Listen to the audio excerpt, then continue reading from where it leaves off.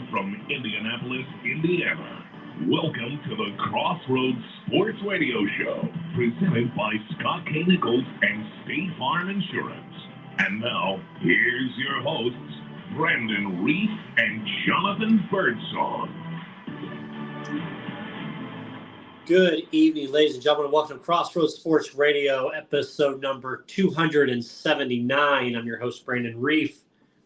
Be joined momentarily by my co-host, Jonathan Birdsong.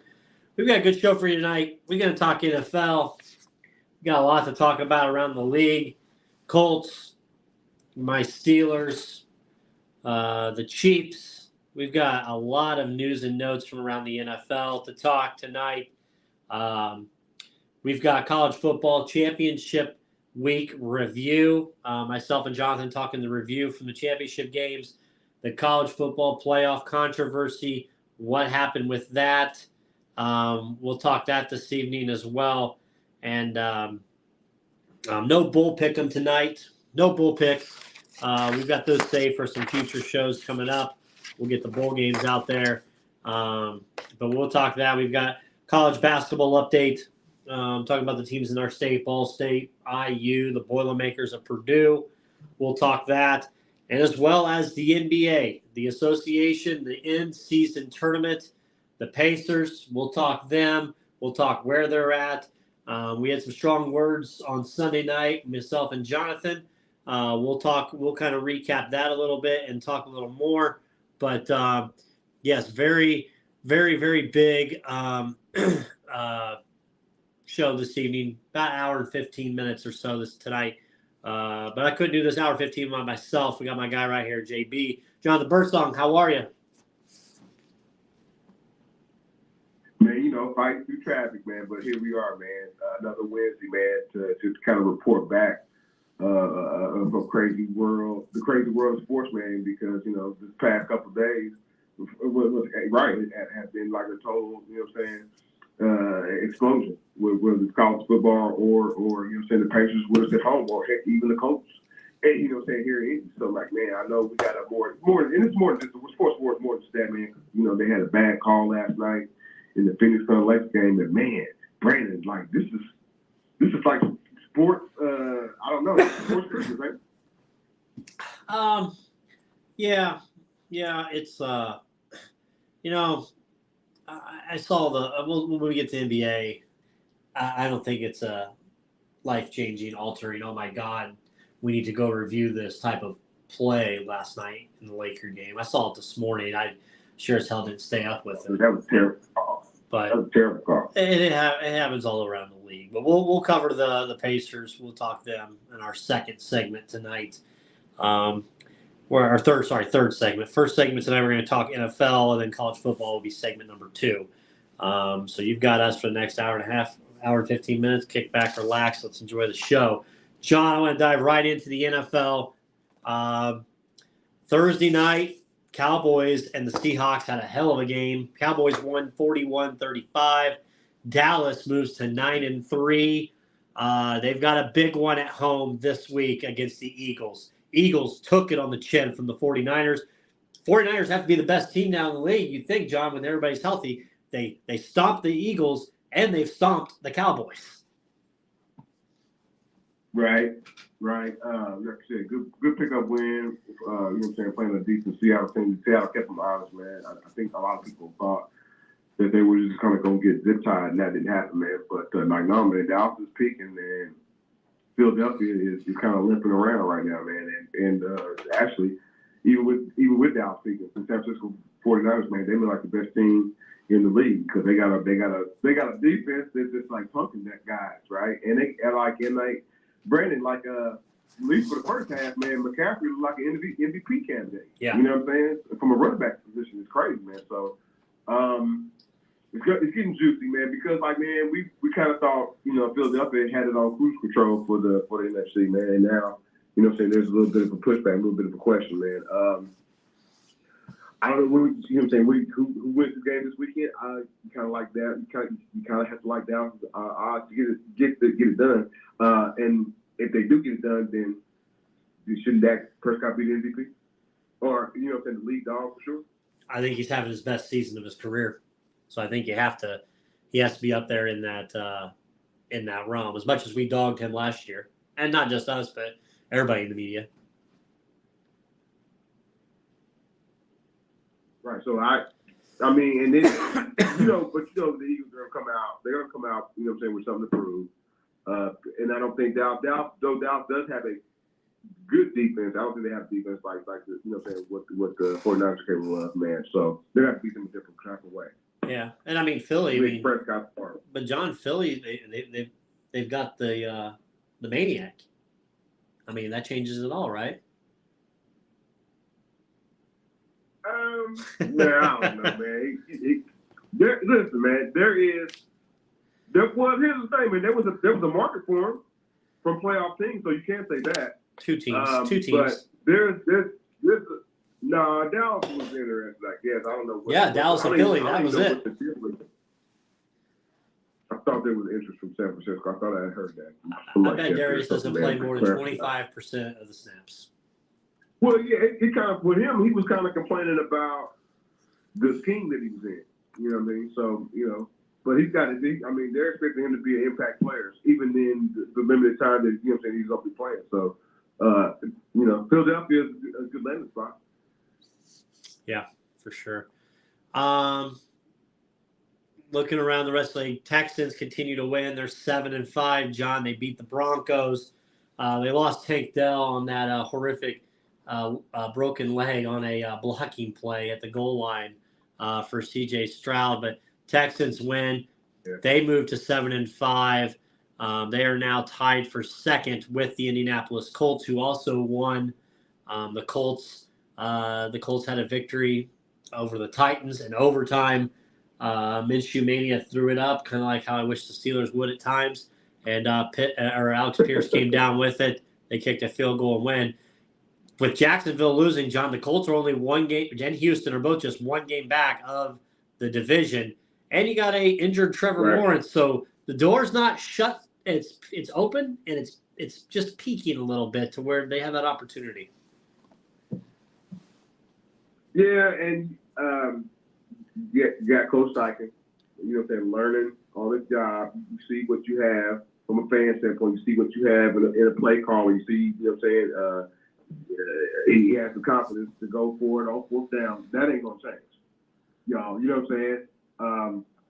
And he's not, you know what I'm saying, not scared to make a critical decision. They cut it there for a reason, man. Just because he was holding the team, the defense back, right? So they got some big time play from the wideout core in this game. Gardner Minshew was up and down. He was more up in this game than he was down, man. So I'm not going to drag him. He's put together a pretty good resume where either the Colts are going to give him another contract, a year contract, or another team. You know what I'm saying? You wouldn't mind to have Minshew Mania in this new NFL where you kind of need to have like two starting quarterbacks. You know what I'm saying? Going forward, you kind of start, but like, no man, great win. They didn't have Jonathan Taylor.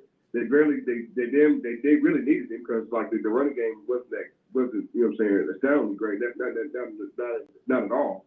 But what I say is, man, Brandon, like, do the Colts really want to win these games? Are they really trying to flirt with the playoffs? I think they are. They are.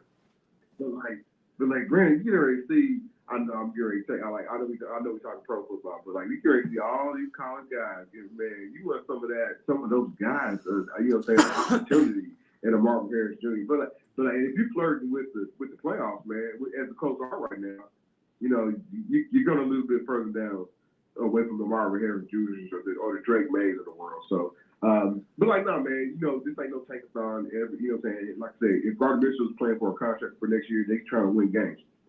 As is, you know what I'm saying, all these other guys who are trying to get the other wide out, who's trying to get you just say $17 to $18 million a year, his darn stuff. So, but yeah, man, flirting with cloud, it's good for the city. You can say that for darn sure. Put a stamp on that, and like I said, put a stamp on his coaching staff, and like I said, the direction of this team. Jaguars 8-4, lead division by 1. They play the Browns this week, who are 7-5, tied with the Steelers, Colts, Texans. Then they play home against the Ravens. So, I mean, then they got the Bucks, Carolina, and Tennessee. But I mean, with the Browns and the Ravens, those are going to be two big games there for Jacksonville, depending on what the Colts can do. Because the Colts themselves, John, they're kind of in that playoff mode right now. If you think about it, they got Cincinnati this week, who's nipping at their heels after their shocking win at 6-6. Then you play playoff team you're tied with right now, Pittsburgh, in Week 15. Then you're at Atlanta, who right now is leading the NFC South Division. You're home against the Raiders. Raiders aren't the greatest, but I mean they're at least making some strides. They're 5-7, only 2 games back of you. But then you have you finish with Houston, and that's going to be a big game. And I know you've already beaten Houston, but this Houston game I feel like is a little bit different from the Week 2 version of Houston that you played. Their defense is back. They had some guys hurt when I went back and looked that first game. They had a few guys, their defensive guys, out. So, and Stroud has matured more as the season's gone on. So, if you ask me now, do I think the Indianapolis Colts make the playoffs? I'm going to say yes, they do. I think they do, John, because if I'm sitting here looking at this conference, you've got 3 spots, and you've got 1, 2, 3, 4, 5, 6, 7 teams for 3 spots, and I'm just talking about the 6-6 teams and up. So from the bottom, you got Buffalo, Cincy, and Denver, all at 6-6. Okay, their conference records are trash, so that's the problem for them. Houston 7-5, Indy 7-5, Cleveland 7-5, Pittsburgh 7-5. Cleveland's on the decline. They're on the decline. They just lost a rough one this past week. Pittsburgh's on the decline. We'll talk about that a little bit more, but they're on the decline. So, and Houston's really your battle there, and then you got Denver and Cincy. You play Cincy this week, so you can get yourself another game up, a 2-game edge there, and then Buffalo. So I think the writing's on the wall for the Colts. I think they make it, John. I really do. It'll be a good success story. It'll take some of the, you know what I'm saying, to put a big shiny, you know what I'm saying, silver lining. What a year it's been for them. To wrap up for the season.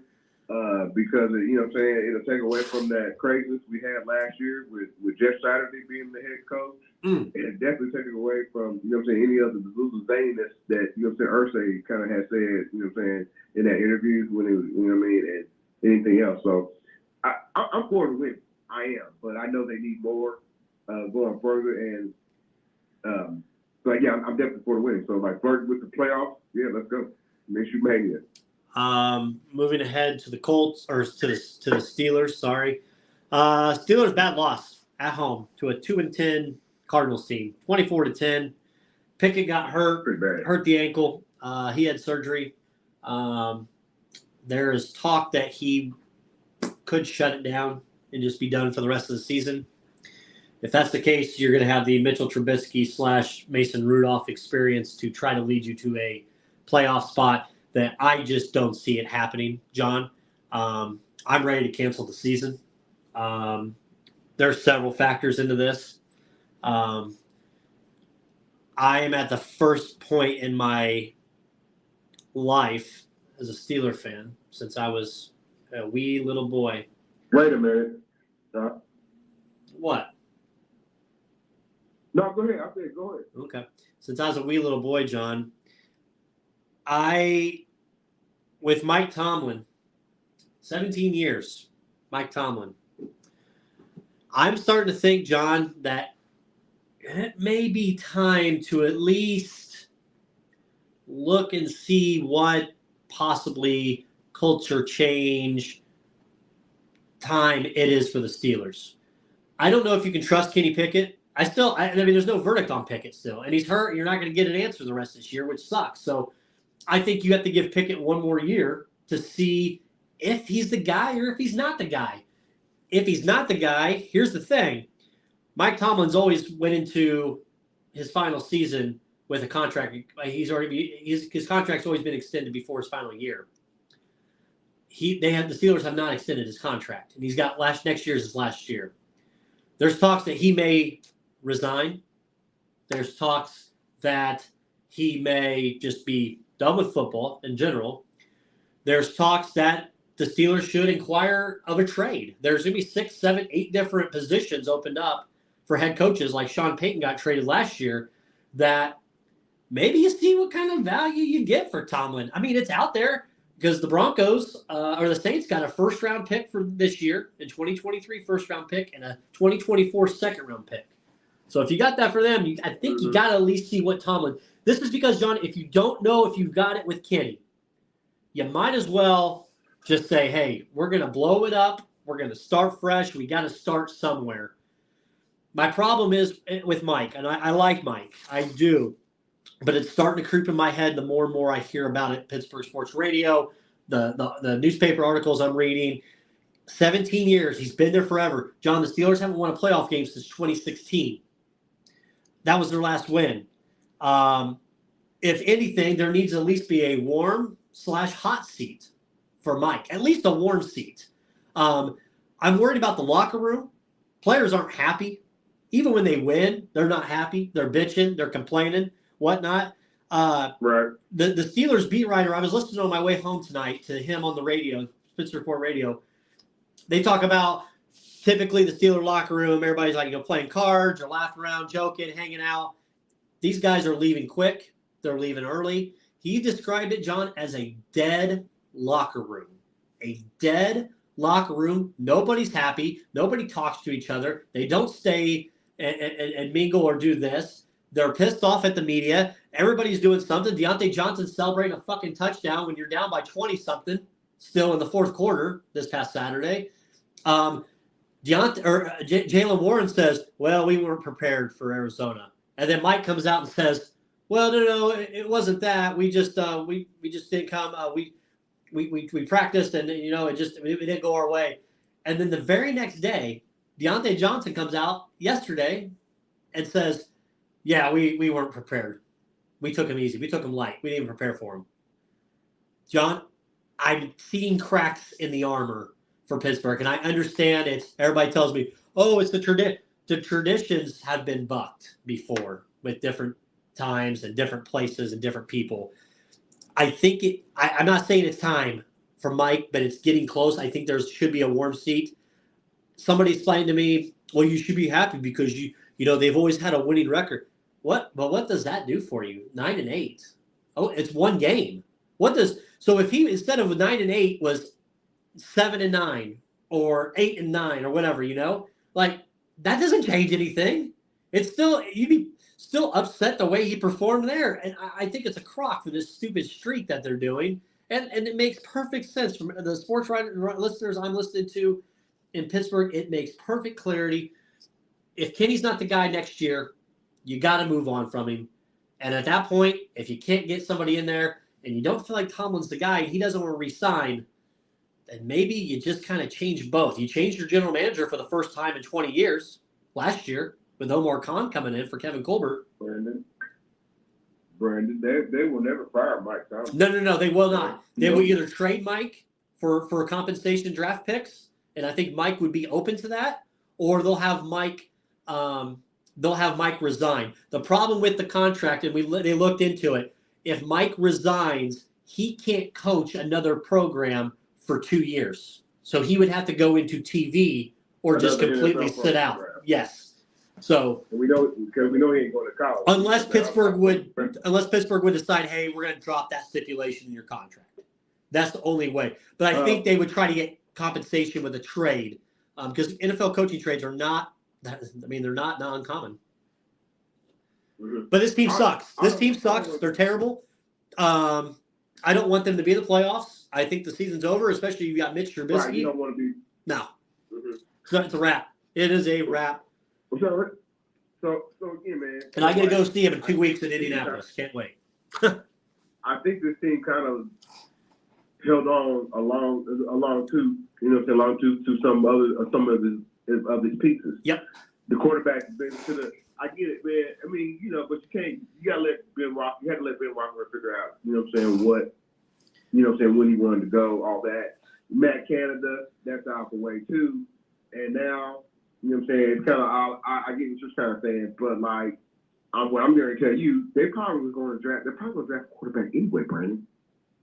Now, if you want him to be the You know what I'm saying? Yeah, then I think they can shut it down. I don't think they will, John, You know what I'm saying? because when's the last time? How many times have It's Pittsburgh time. drafted a quarterback in the first round? I'll tell you how many times in the history of their NFL. Good. 3 times. It's time right now. Terry Bradshaw, Ben Roethlisberger, Kenny Pickett. That's the only 3. So I feel like, John, that they are tethered to Kenny at least through the 2024 season to see if he's the guy or not. For the value that you got him at, and you don't want to waste 2 years and say, well, first round pick, 20th, done. I think you want to give him another leash of a year, maybe a new offense to see. And guess what? If Kenny's if you see no improvement and he's not the guy next year, then I guess you move on from him. I thought this would be a better year for him, and it hasn't been. I don't see an aptitude. This is where I'm going to defend Thompson. I don't see an aptitude. When I look at the New York Jets, that's an aptitude, Brandon. They try to blame everything on Zach Wilson. No, sir. What about Sauce Gardner? What does it look like from his standpoint? I would say he's a home run for them, but there's some other guys, you know what I'm saying? Well, I won't say home run, but I give Sauce B+, right? But there's some other draft picks they brought in there, first rounders, they ain't producing. I wish the homie from the East Coast would call in. He said, but I don't see that aptitude with Tomlin, right? So again, 17 years, they'll give him a growth, but I think they give him another chance. But he's lost the locker room at times, John, over the years. Look at the players. Antonio Brown issues, Le'Veon Bell issues, Joey Porter issues, James Harrison issues, Deontay Johnson issues, Emmanuel Sanders issues, Martavis Bryant issues. John, I can go on. That I like Mike, but he doesn't hold a strong locker room. He doesn't. And that's a Steeler fan. He doesn't hold a strong locker room. Every week I get nervous. Who's going to get pissed off now and say something effing stupid in the press that's going to grab headlines? John, I'll tell you this. It's happened 7 straight weeks. I will tell you. For 7 straight weeks, win or loss, somebody's been pissed off or upset with the locker room or whatever that they've went outspoken about it. Don't think I forgot about Deontay Johnson going off on Mitch Trubisky and almost punching him in the face in the locker room, John. Come on. Well, when they fire San Diego Chargers head coach, man, he can come to Pittsburgh and be the offensive coordinator. I would rather take him than Frank Wright, and that's who that seems like a lot of Pittsburgh people want. I called into the sports radio show this morning, the Cook and Joe show, and I said, I'd be damned to have Frank Wright as an offensive coordinator in Pittsburgh. I said, I live here in Indianapolis as a Steeler fan, and you want to talk about going from sugar to shit, right there's the way to do it. Now, you talk about blaming Zach Wilson in the Jets fiasco. I mean, the Steelers have done the same way when they put all the blame on Matt Canada. It's just a different position. And some people have done it to Kenny Pickett and said, well, we're not. He doesn't throw the ball. He doesn't run the right plays. He doesn't take chances. It's either Matt Canada or Kenny Pickett, but it's the same. I feel it's the same as what Zach Wilson's situation is. A little bit. They're putting the blame on it. And there's other people they take the blame. TJ Watt said we got our ass kicked. We're wasting TJ Watt's best years for a mediocre offense. I'm not I'm not saying it's time to get rid of Mike. I'm saying the seat needs to be warm. Mike needs to make changes, and it wouldn't hurt to at least see what kind of value might be on the market for Tomlin to maybe get a couple more draft picks in there to see what you can do. That's all. That's all. Just see what the market is. There's 6 or 7 coaches that would probably pay Mike Tomlin more than what he's getting from Pittsburgh. Washington, absolutely. Whatever the hell they are called this year. Absolutely. At some point, John, the 17 years is but sometimes it's got to end, and I think we're also seeing it in New England, right? We're seeing it there that at some point it's got to go. It's ended before. Andy Reid in Philadelphia, that ended. Doug Peterson in Philadelphia, that ended. Like, these guys, it's great, but at some point it's just like, dude, you've done all that you can do for us. Steelers won 1 Super Bowl in Mike Tomlin's era, his second year. some people could say it was Bill Cowher's players. But then also, you've been to 2 because you went in 2010 and lost, but you haven't won a playoff game since 2016. And I think about it like, damn, this ain't the 2019 or 2020 anymore. This ain't just 4 years ago. We're coming up almost on a decade since they last won a playoff game for the Pittsburgh Steelers. I'm not trying to toot the horn, but this is the type of organization that you should have won more than one playoff game in 7-8 years, especially if you have had a winning record, right? As they keep toting it. The Detroit Lions got all the mojo, man. So I'm going to say this. It is a full-fledged DEFCON 5. I'm calling it now. It is a full-fledged DEFCON 5 if they lose to a 2-10 Patriots team at home tomorrow night. Because that means the last 2 home games, you've lost to 2-10 teams. That's bad, John. If they lose tomorrow night, that Tomlin seat should be at least the fire should be started on the stove. The New England Patriots probably can hire our fire offensive coordinator and be better than what they are right now, man. You can print that. But nah, man, they're not losing that game. Okay, let me ask you this because I've talked to other people and they've said I'm being pretty rational. Right. I mean, with my takes on the Tomlin situation and the team situation, with all that, I don't think I've gone crazy on it all as a crazy fan or anything. I think I'm saying rational things that this team has to do or needs to at least look at to work because you are absolutely 100% right, John. They were too stagnant and holding on to a lot of different things. I feel like for too long. You hit it the nail right on the head. Mm-hmm. But no, man, they're going to so like as far as being on an elite level, it's hard. You know what I'm saying? That division then up. But Brandon, I really thought I don't think they were in love with Kenny Pickett last year. I just think this is okay. This is something we can validate. This is something we can work with. But like now with him being hurt in and out of the lineup, like it's not like he has a Joe Burrow stamp of approval. We haven't seen that. Like, Joe Burrow's out. We already know. I think they was already going to reevaluate that anyway. They might even, you never know, Brandon. They might, I don't know what the money situation like from a cap standpoint, because we know that's going to expand. They might even think about bringing in a different quarterback, a veteran. Yeah. Somebody from Chicago. I heard from a very reliable source within the team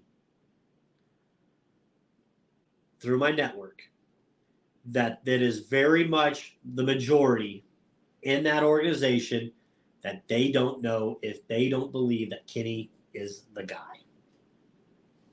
The problem is you got to at least go one more year on it, and it sucks because you don't have these final 4 or 5 games in the middle of a playoff hunt to find out if that's the case. But I'll tell you this. I mean, the stress is off for me. I mean, lose it tomorrow to the Patriots. Get the vacation papers ready because we won't have to worry about Mitch Trubisky or Mason Rudolph. And I'm going to the Steelers-Colts game in a week and a half from now. And I'm going to sit there and be fucking miserable watching that game. But that's the opportunity for the Colts right there. I think I do think the Colts win this game, and that helps that's what gets them to the playoffs, and that's what drops Pittsburgh out. You telling me the Pittsburgh Steelers would mess around and finish, I don't know, with a miserable losing streak and end up with the number 6 pick? You think they want to look at Penix Jr.? They won't get to him. They won't get there. If they lose out the rest of their games, they are still picking like 12th. Got you. And somebody asked me today, would I rather have what the Steelers are doing now with the quarterback issue, the head coach stuff, the locker room, the record that you're teetering where you're winning games different ways, but you're also like losing bad ones like this? Or would you rather have it like Bill Belichick and the Patriots where you know for sure you don't have a quarterback, you know for sure you're getting a very high draft pick, and you may even turn the page to a new quarterback or a new coach? They're going to get this. Bill Belichick's going to experience. Hey, Bill Belichick's going to experience a Black Monday, y'all. So they can't run. So what would you rather? Which one would you rather? It was hard to think about. I almost think if you're going to rip the Band-Aid off, rip it completely. Well, no, there's still assets on your team. I look at the Pittsburgh. I look at the New England Patriots. Those free agents they signed 2 years ago, or even 3 years ago, they long in the tooth, and they got too much wear and tear on them. Yeah. They have no running game. They got the daggone Ewok running the football, man. It's horrible. So like, no, man, they need to bottom out. You talking about somebody needs to bottom out? And that was need to bottom out and get some fresh blood in there, man. Tell Bill, you the general manager. Find the next Tom Brady. There you go. Don't fire him. Come on. Justin Powell, the over-under in the Steelers-Patriots, last I checked, it was 30.5. It opened at 33.5. I believe the last I checked this morning, it was at 30.5, which I even think that's even pushing it a little bit for this game. Yeah, 30 now. It is now 30. So over-under for an NFL game in 2023 is 30. And it's not because they got great defenses. I'll tell you that. So, we'll see. But all right, moving on. I've had my rant there, and I'll continue that on Facebook after tomorrow night's game. I'm gonna start going live on not on Facebook, but I'm gonna start going live on Twitter and Instagram and stuff, recapping the shit shows that happened on their little JB style. Looking, John, last couple things I have NFL wise. We'll take a couple calls. Dolphins had an easy win against the Commanders there. Chiefs lose to the Packers. Jordan Love, better than we thought. And the Chiefs still don't have any playmakers besides just Kelsey.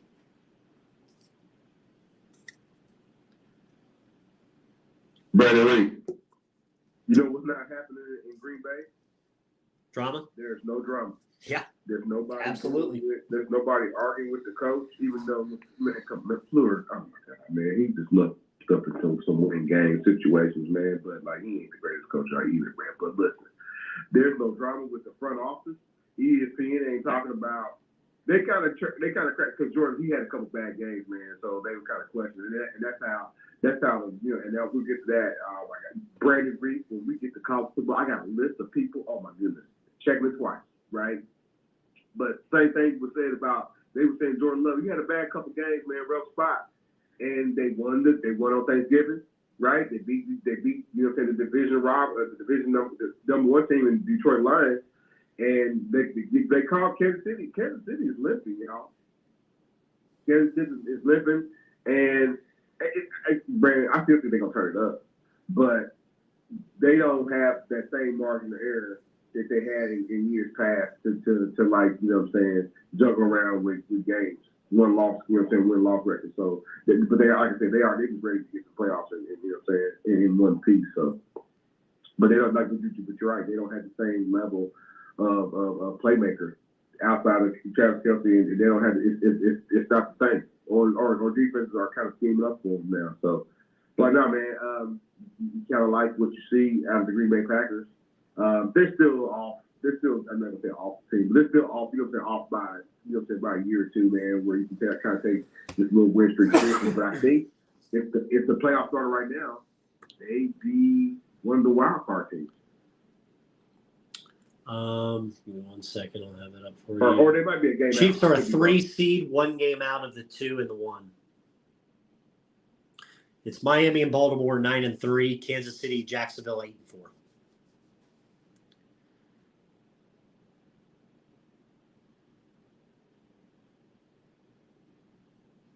Right. You got some calls? Yeah, we got DCOT on. If you're ready for that. It might be. It probably ain't gonna be as bad as you think, man. No, but it's middle. Do we still call him middleman? Because remember how he said, "Well, we're gonna lose this game, and it's all right. We don't got the best players." And then all I've seen is nothing but praise and roll this, roll that, and I knew this, and I knew we would do that, and I'm just like, wait, what? And I seen what his twin Reggie's been saying as well. But by the way, Reggie, I know he's down in the islands somewhere, but he put a picture on today, John. he needs to either get a larger shirt or get back in that weight room. One of the two. Too many crab legs. Too many crab legs. Oh man. So we gotta get him on. But D-Cot, welcome to the show. Hey, I'm not taking this to Bruce's brand. And look, I said what I said last week. We were talking about, everyone talked about Georgia was going to smash Bama. I was just going along with it. That's all I was doing, man. But what I wanted to start with, though, was the Pacers, man. And I'm telling you this, JB. Yes, I'm warming up to the in-season tournament. At the game the other night against the Celtics, and the way the Pacers play, other than the lack of rebounding, it was pretty much the type of game that you'd want to see them play at home. I don't like the small lineup. I don't like that at all. Right. I think that we got to get Washington in there to block some shots. But I'm looking forward to tomorrow night's game. I mean, obviously, Vegas has already made their call. The Lakers are going to win it. We know that based off of last night's shenanigans. But I'm glad the Pacers are showing up and they're showing out. And the NBA fans across the country are going to have an opportunity to see our boys. So you can't get much better than that, man. So I'm proud of them, proud of the way they play. Still don't like the coach. Still don't like his rotation. But I do like McConnell, McTryhard. He played really well against Boston. A couple of steals, a couple of buckets. They kind of galvanized them in that fourth quarter. So I'll admit it. I like the way he played. But definitely want to make sure I shared that. I think. Go ahead. I like that. I had to break the in-season tournament. They somehow they've made regular season games. They've added stakes, man. We all know the stakes. The only thing I don't like is the fouling. So you have to get a certain number. That doesn't make sense. That's not competitive. That's not what we do here in American basketball. Keep that out. Put that back over to the. So like when I see this getting visited, hopefully it gets visited, like so they can work the kinks and the quirks and all that out. Like take that out, man. Nobody wants that. Yeah, right? I would agree with that. But the very colorful. Did anybody else's head hurt last night watching that Lakers game? That court, my head hurt. Oh no, man, that was awful. I couldn't watch it. Man, come on. Yellow, give me purple. But Jesus, yellow, it's too bright. I had to turn down the brightness. Yeah, let's fight it up. But to finish up with the Pacers, one of the reasons why I think that they played so well in that second half, the crowd was as loud as a real playoff game. And believe me, I've been to a few of them over a few years. I'm going to tell you, there was a buzz in the stadium. With every play, there was a lot of love. And there was Boston fans, a lot of Boston fans there. You probably didn't hear them much on TV. I couldn't tell or not, but we were trying to drown them out every time something would happen. So if the fans can bring it like that and help those young guys get over a hump, I look for some good things in the second half. Well, I'm glad. I'm glad that Tyrese Halliburton listened to me and Brandon's little show, man.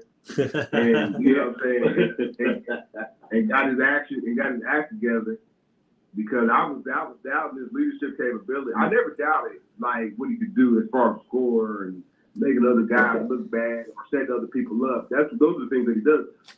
I always question his defense, man. So like the best, Brandon put a great assessment on it, man. He said the best version of him is what he kind of did.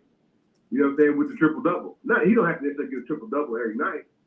You know what I'm saying? But, like, you know what I'm saying, passing and, you know what I'm saying, getting a steal here and definitely scoring, keeping it under 25, man. That's the best version of Tyrese Halliburton. I like that, too. I like that, too, for sure. He looked engaged. He looked engaged. They have to go small, man, because but to kind of give you pushback, man, they have to kind of go small, man. They have too many guys shooting guards, right, between Mather and Buddy Hield. They have to kind of go small. Those are their best players. But guards don't necessarily have a natural nose for rebounding. So you kind of got to need for help for that. Miles Turner, the past couple nights has looked good to like, I'm gonna say like all-star level, but like I just want to say Miles has been inconsistent, and that's what we like. That's what we want from Miles Turner, to just be good. And you know what I'm saying? Just to be But a balance. Just to be a balance. House money gets the bust in Las Vegas, man. That's how I look at it. Well, we'll see what happens for sure. But I know the show's a little short tonight. But with regard to the committee and that Sunday deal, the reason I was silent about that, man, we got people talking conspiracy. They're going to do everything they can to get Bama in and all this stuff. And you should see some of the mess. Wait a minute, that's conspiracy. No. Hey, I said they deserve to get in. I said that on Sunday night. So yeah, that's why they're so vocal. It's a conspiracy to get to flatline the ACC. Think about this. And I'll tell you this, right? We talked about it last, I think it was Sunday evening. The ACC did it to themselves, man. Them, the Big Ten, and Pac-12. You create your league, your alliance, and because you're mad at the most powerful commissioner in college sport, Sankey. Right. Everybody want to leverage, and everybody want to see the table or say how the championship is determined. But you get what you bring to the table, though, man. You can't just say I'm the ACC. I'm going to do this. No, you don't have that pedigree. You don't. And I think they got. Well, they don't. We're talking CFP. We're talking CFP, right? And they don't have that pedigree because it shows. Because this year, if they would have had that pedigree, you wouldn't have had a Florida State team that's undefeated, not in the playoffs. That's it. No. Regardless. You know what? It was Alabama. The audacity of all this. Like we seen the Heisman people up there. It's Penix Jr. and so on and so forth. The kid, he should be up there too. I told you Jay Daniels is winning it. Yeah, I think James Daniels wins it. I want Daniels. But George Travis should be up there too because you telling me one person stops the whole team from that's alone. He should be a Heisman candidate. Exactly. Someone said that on SEC Network too, or no, it's maybe ESPN. Said if you're going to take them out of the playoffs because of one guy, he should be the runaway winner for the Heisman Trophy. I mean, he's a dynamic player. Don't get me wrong, but the challenge is this: next season, so many people saying, well, it'll be different next year. It won't be as bad. No, think about college basketball. They got 68 and they still got 69, 70, and 71 complaints. Let me ask you guys this. And I said on Sunday, and you can play back the show, I said I thought Alabama deserved to get in. My question is, you've got a two-time back-to-back national champion Georgia team who only lost one game in 3 years to Alabama. They dropped all the way to 6. Typically, when a number one team or so loses to a team like something like that, they drop, but they don't drop that far because if they drop that far, typically it's because, well, that team wasn't expected to win or there wasn't a chance for that team to win. Right. They had no chance. So dropping to 6 made no sense to me for them, especially with how good Bama is. And it makes sense to me. I think the committee said this. When Bama beat Georgia, that really messed things up. Because I was on the SEC Network and they were talking about it, and they agreed with me. They said that if Bama had lost, Texas would have not made it. Florida State would have been in Texas' spot, and Georgia would have been there. I can believe that because you keeping Texas out after beating Alabama in Bryant-Denny. Now that would have been World War III, right? So Bama messed it all up by winning. That's what I'm trying to tell you. They're not going to expect Big 12 either. John, your boy, you see your boy Ron DeSantis? He's going to sue. It's too late. Yeah, that's what it was. It's too late. But that's the funny part where the conspiracy is that, well, DeSantis is at it with Disney and ESPN. No. And Disney and ESPN love Alabama and the SEC. Let's get the them in and get the ACC out.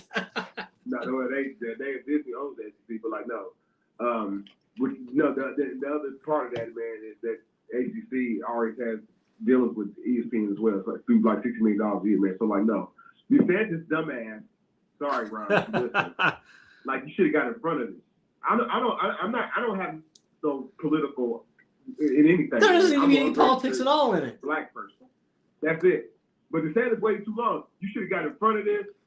Like any type of, if I am a governor of a state that has the number one college, I'm telling you, the governor, Brandon Reed. I'm telling you, the governor of Nebraska should know what the hell's going on with Nebraska. Right. I'm being real. You know, and they didn't know, so this is what you have. This is what you have. And it's unfortunate. The governor of Florida, how many schools, man, they go crazy in football, for football in Florida. How many schools? Florida State. The governor of Florida, the mayor too, whoever it is, you should know what the heck is going on because we're talking about politics and sport, or we're picking a team to be in a playoff. Come on now. Come right. Okay, so like the stadium, but all these things collide because when you talk about viewership and you talk about where the stadium's gonna play, all these things, it goes through government and through ownership and through the networks. Sorry, Brandon, if you just thought everybody's not involved in this, they are. He didn't wait. He waited too late. So let me ask you. Put paperwork on there. This doesn't gonna happen. Let me give you this. This ain't gonna happen. The committee that when they voted. And I know it's going to change next year because it'll be 12 teams and somebody will still bitch about the 13th team. When the committee votes, do you realize that they have a silent vote and nobody knows who votes for what? How dumb is that when you have a committee? Shouldn't you all be in at least majority agreement on what your top four would be and not a silent vote? That's the dumbest thing I've heard for a committee. Man, I don't know. I do know that next year there's probably one ACC team and one Big 12 team, and all of the field will be Big 10 and SEC teams. Yep. That's what that's great. Well, we'll have good conversation next Wednesday. We'll warm up a little bit, but again, so I appreciate being on here, chopping up a little bit. But I'll definitely keep on listening to the show. And Brandon, it's gonna be okay, man. It's gonna be okay. It's still a nation. Let's ride. It's gonna be okay. It's gonna be okay, man. Go Pacers. All right, you gotta be safe, man. All right, that's our guy D-Cot. Yeah, Pacers. And I'll say it again. And John, I think you pulled the radio clip, or you pulled the clip. Maybe I don't remember on this one. I think you did. The best version of Tyrese Halliburton that the Pacers need, what we need, is the 25, 14, and 8 guy. He needs to have 14 assists, 13, 14 assists. He only needs to be about that 22 to 24, 25 points a game. And the Pacers have a more likely chance of winning. If he scored in the upper 30s, if he scored in the 40s, something's wrong. We are not winning those games. Tyrese needs in that. And I think the sky is the limit for Indiana. They've got a tough one tomorrow night. They got to take on Milwaukee. Dame Lillard and Giannis. And I know we beat the Bucks earlier this year, but that also was without Dame time. So we'll see tomorrow. I believe, John, when I looked at the spread last night. Huh? Mm-hmm. It's a 5 o'clock start. It's a 5 o'clock start? Man, double check me, man. I'm pretty sure it's a 5 o'clock. 5 o'clock Eastern. What the hell? That means it's a 2 o'clock start out there. That makes zero sense. Las Vegas. Man, you know they got plenty of traffic out there for that. So they have a 2 o'clock game and a 6 o'clock game. It's gonna be crazy. I'll be closer. Yeah, I'm gonna be leaving work as this game starts. Good Lord. But the spreads for the games, John, and it's funny, LeBron had a quote 20 minutes ago that says, I hope to be able to bring my franchise here to play here in Vegas here soon. It's covered. There's your owner LeBron. So spreads for tomorrow. Bucks are favored by 4.5, and the Lakers favored by 2 over the Pelicans. Hey man, the Bucks. This is what I'll say, man. The Bucks this year versus the years past, they are not defensively the same team. They're damn near like another version of the Pacers. They just want all they have to. But that's not in Giannis' DNA. That's why they're not off to like a great winning like how they have in years past. They're still trying to figure out some of the You know what I'm saying? When is it game time and when is it Giannis? You know, Giannis likes to wind it up and go, you know what I'm saying, coast to coast, like how many times? They've won some great games. They got stunned by Chicago. That was crazy. Couple days ago, Caruso hit that miracle. But like, no, man, this is another, like, man, gut check for the Pacers, man. You're right. A couple weeks ago, it was amazing. They weathered a big Giannis, and they came out with a win, man. Can repeat with that same energy, man. And I hope you know, you put your fandom back into it, man. I hope Obi Toppin and some of these other free agents that they have on here go crazy, man, because they basically kind of auditioning either to get a contract with the Pacers or get a contract with another team, man. And like that keeps the team hungry. And you got, like I said, the Tyrese Halliburton in the mix. And like, you know what I'm saying, Brandon, you gotta stop hating on Mather. You gotta stop hating on Mather. They're gonna get him, and they ain't gonna, you know what I'm saying, he's gonna be a contributing factor, man. But like, no, man, the Pacers playing against the Bucks tomorrow, man, is huge, man.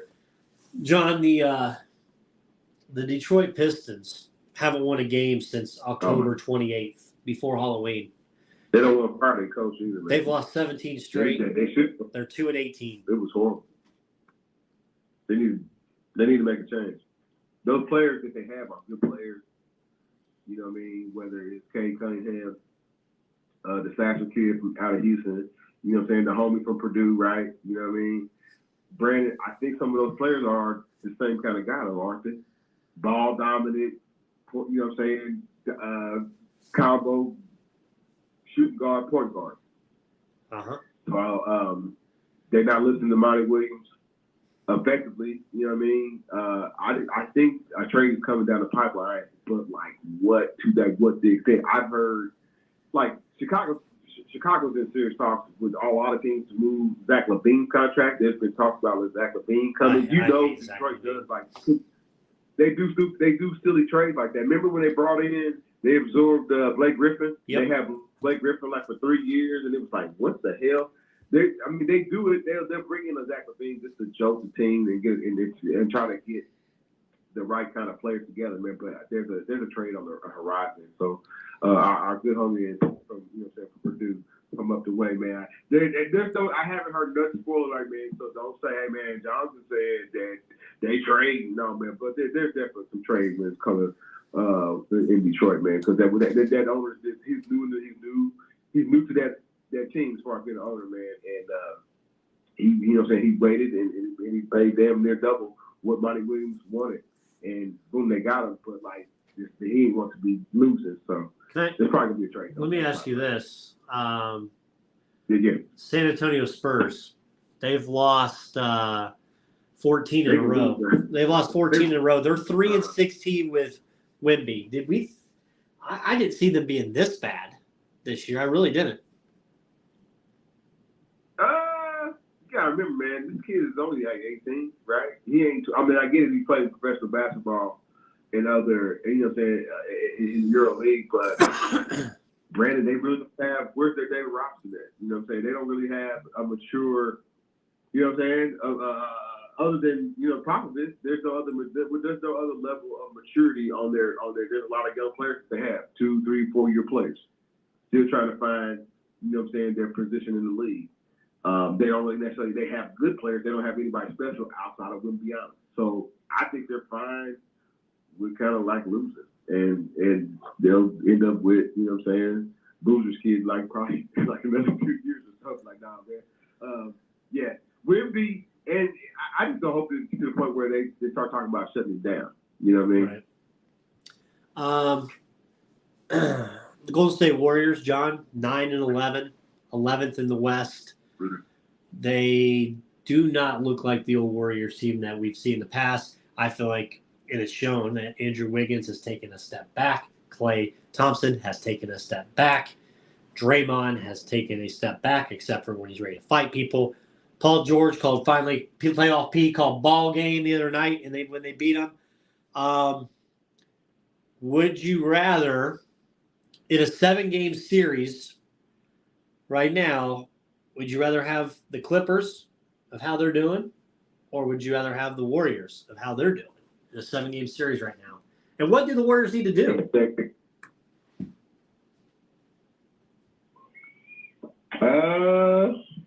There were like I won't necessarily say some infighting, but some finger pointing. That team got some finger pointing around it, Brandon. I don't think people like to talk about that. Chris Paul's not a good And fit. I know Jordan Poole. You can kind of see Jordan Poole, like the outside of the Warriors. I kind of watched some of his highlights. Oh my gosh, dude, they gave the wrong person the green light.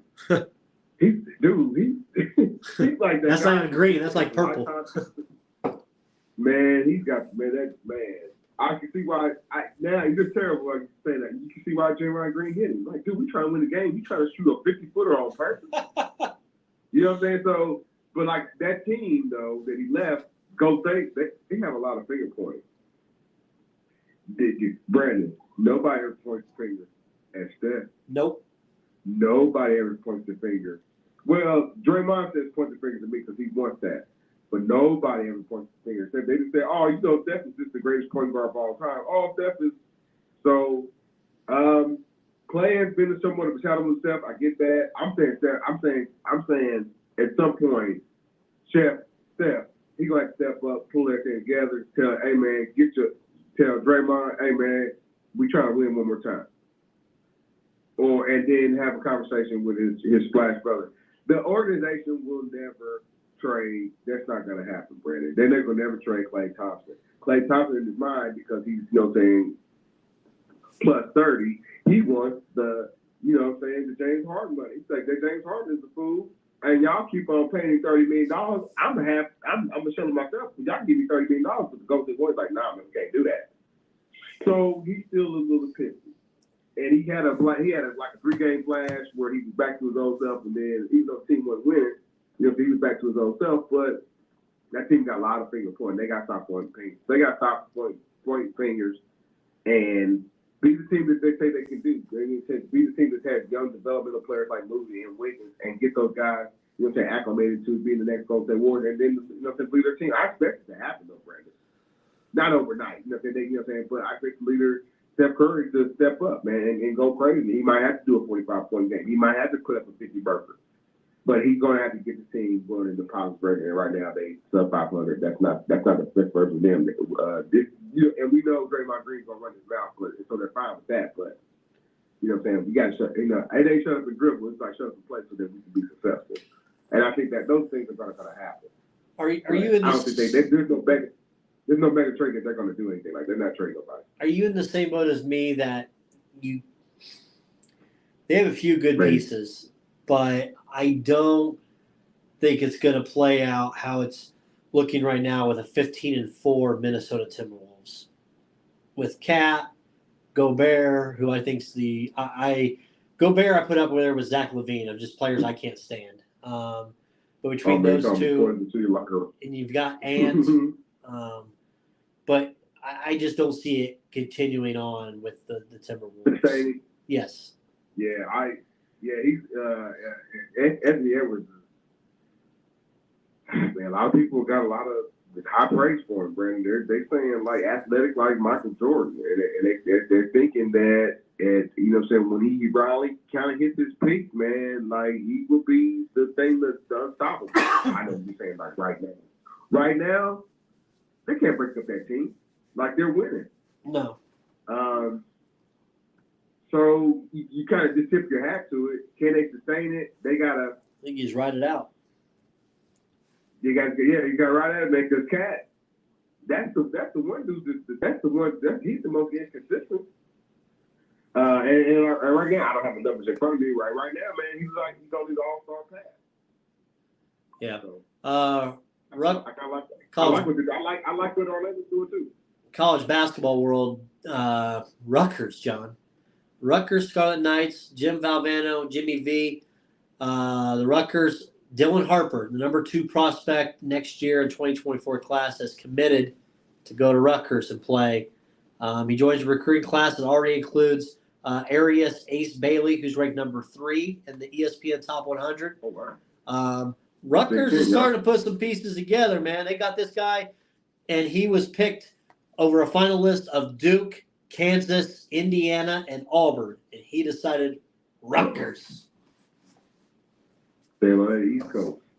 He must be an East Coast kid, man. He's a younger brother of former Rutgers star Ron Harper Jr., who obviously played for Rutgers himself. Oh, okay, right. So, and I think he's on Toronto Raptors G League team or something like that, man. Yes. So, like, no, man. And Rutgers is always the ones. I feel like stealing wins from IU or Wisconsin, right? The good thing about big college basketball, man, I know Arizona's number one, and I know like, a couple episodes we were praising Arizona when they weren't number one. I know people was like, man, y'all danced around. Purdue took a loss. Yep. Bad loss. You know what I'm saying? Bad loss. Well, and they've lost to Northwestern before there, so it's something about it. Get it out, man. Get it out. Hey, man, they go on a streak. They went on another streak. Iowa. I thought Iowa was gonna be about. They curb stomped Iowa. Iowa to the woodshed. Yeah, they crushed on Iowa, man. So. Impressive win for IU last night in Michigan, I thought. Very impressive win for Woodson and the boys. That was real on the road, but is Michigan really like, man, both the Michigan programs are down right now, man. Mississippi State are both down. Yeah, Michigan State 4-4 right now in the season. The weird kid for IU, seems like, a pretty good big man prospect package, got a lot of some seemingly hustling, definitely finish at the rear, rim protector. I think they're better without that point guard. They looked better last night without him than with him. Yeah, without him, because he sometimes plays out of control. Yep, absolutely. Right, so they still can't, they pass the ball around, looks better without him, man. But it's like the outside shooting, man. God bless America, Brandon. If they could ever hit a three. This is a big game for Indiana this week. This is a big game because they take on Auburn in the Holiday Hoops Giving. Mm-hmm. It's played in Atlanta, so it's a neutral site. They need this win. Auburn's not the greatest team; they're 5-2. But for Indiana's resume, they need this win because right now it's just the game against Louisville that you have the win. That's neutral site or road. So in Louisville's bad, so you kind of need this Auburn one. They got some great news today for next Saturday. They take on Kansas, and Hunter Dickinson's going to be suspended. He's suspended 3 games for some kind of flagrant foul that he had the other night. Kansas, at about 4 hours ago, suspended Hunter Dickinson for 3 games, including the IU game. Coaches, you might get that one because I didn't have them win that one. Kansas was darn good. Kentucky looks real good, y'all. And I don't really give Calipari no type of praise, but he got some guards down there. He always rotate the dogs all American in and out, man. Right? But it's like, man, because they're listening. This ain't the year that he needed. John, 12 games. John, I like it. They had a bad loss. They lost the other night. They had a bad loss at home. They lost to UNC Wilmington. Hey, man, you know how they are, man. But he got them going, man. They get the SEC play. It'll be undefeated. UConn and North Carolina had a big game the other night. UConn got the dub in that one. They had a big, huge second half in that game. So UConn is starting to flex their muscles a little bit. Your rankings are Arizona, Kansas, Houston, Purdue, and UConn as your top 5. Baylor's riding up there at number 6. Marquette was the first team with 2 losses at 8. But, yeah, John, I just think, I don't think anybody's going to go into undefeated. Like you said, I'm glad Purdue got the loss out of the way because it's probably not going to be the only one. But they always have a little shop of horrors up there in Evanston for some reason. So it did not shock me. I actually put money on Northwestern in the game on that Friday night because I've seen the shit that's happened up there. So it did not shock me. They almost pulled it off in overtime, which was wild.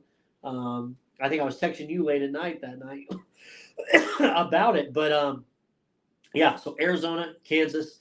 In 2 weeks on the 16th, John, the day that I'm going to the Steelers-Colts game, we've got number 1 Arizona taking on number 4 Purdue down here at Cambridge, which is also the same day of Kansas-IU. So big games all around coming up with college basketball in a couple weeks. we got a few non-conference games left, and then we dive right back into the conference season with Big Ten and such around the league. So we'll see what happens. Like I said, last night I thought IU had a tremendous win on the road at Michigan, so kudos to them. Yeah. Anytime you can win on the road in the Big Ten helps your team, helps with momentum. I'm not saying the Maryland. I don't think Maryland and Michigan are tournament teams this year. I really don't. But you won the games that you needed to win. You won against Maryland in convincing fashion. You had a hell of a road win at Michigan. They both ain't going to be tournament teams, but kudos, big wins there, and you didn't come out lay an egg. Especially how we all kind of thought IU was going to go into this, how they've kind of started rough this early season. But now look at the Hoosiers are sitting there at a 7-1, 2-0 in the conference. So we'll see. Right. D-Cost says I need CJ Gunn to get some run. He went to Christian Academy with his son. Gunn played well last night, I thought, with the action that he did get. And I don't know if he just got it with X being out, but you got to think that's at least going to earn him a little bit of more playing time. I thought Trey Galloway didn't play very well last night at all. Cup I didn't think Cup played very well, but your bigs finally stepped up a little bit and played like the Hoosiers needed. So Boilermakers wise, yeah, they beat Iowa, curb stomped them. They take on Alabama up in Toronto this Saturday. The Big Maple going back home up to Toronto. Zach Edey. So they got Alabama this Saturday, and then the following Saturday they got number 1 Arizona. So the murderer's row of games continues for Boilermakers before they finish off with Jacksonville and Eastern Kentucky, and then get back into the Big Ten, slate. So all these I do believe college basketball. All these games gonna still matter, man, because they ain't got no CFP bull crap. They got college, they got their own bull crap, man. But look at these resumes, man. Look who IU has beat. Look at Purdue. Look who Purdue is facing and who they already beaten, man. Like, I get it, man. Everybody kind of snicked. We did too. IU beat Harvard, but like if you lose that game, that pulls you into a different pool of, like, from being like a 4th seed to like up in the playing game. It's like, yeah, man, hoops is there as football kind of wanes away, man. Yeah, we lose our minds with hoops is there around here. Yep, for sure. John, if you want to wrap us up, my man, thank our sponsors that we have. Well, man, it's right. Absolutely, man. It's been a great show, man, tonight, man. I want to thank everybody who kind of chimed in on the live Facebook broadcast, man. If you listen to my voice and you haven't done so, man, follow us on Facebook, Crossroads Sports, and all the little zaniness and all the little, debates and art. We don't really argue on Facebook anymore. We're this is an adult show, man. We do have, debates and whatnot, and people different perspectives, man. So yeah, follow us on Facebook. And like I said, the broadcast is live.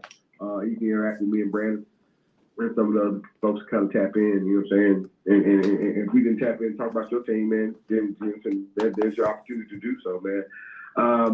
I want to thank our sponsor, Scott K. Nickel State Farm Insurance. I want to thank our sponsor, Maverick Custom Motorsports. How can we do show without them?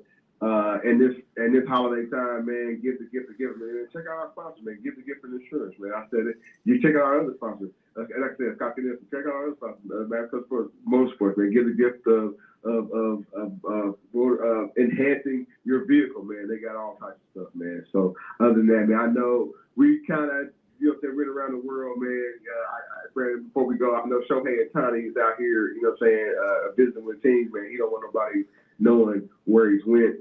Who he's visiting with, man. So, but there's that for a baseball kind of topic, man. Outside of that, man, we'll be back bigger and better ever next week. Continue to follow the story on Instagram, Twitter. Follow us on Crossroads Sports at those locations. You can follow me on Three Foolish Men as well. Follow Brandon Reeves, man. He's got a bunch of sports betting stuff for you as well, man. And the folks at football at Temple, they love Brandon Reeves, y'all. So outside of that, man, we'll be back next week, bigger and better than ever, man. Thanks everybody for listening. Thanks for listening to the Crossroads Sports Radio Show.